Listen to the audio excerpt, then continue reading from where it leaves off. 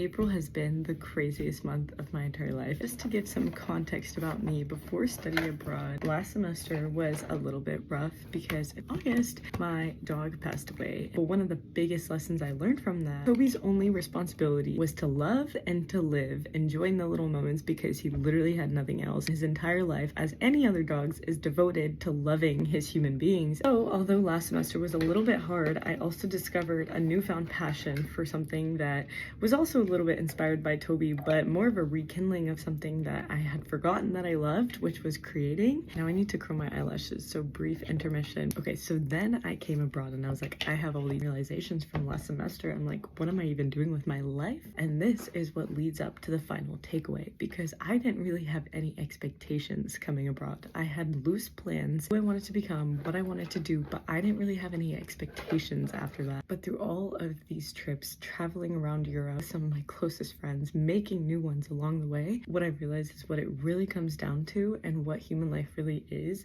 feeling that sense of purpose and being connected to others. That first half of the sentence, that sense of purpose, that's where things can get a little nuanced. To me, what I think that really means is finding and building relationships with people who I care about and who care about me. More than that is enjoying every little moment. I had this conversation with someone who's a digital nomad who I met randomly at a coffee shop this last week in Split, Croatia. She starts talking to me and she's telling me about what she does as a digital nomad, and I'm like, what's the biggest thing you've learned from your time over 7 months just traveling around different places, living there for a month and a half?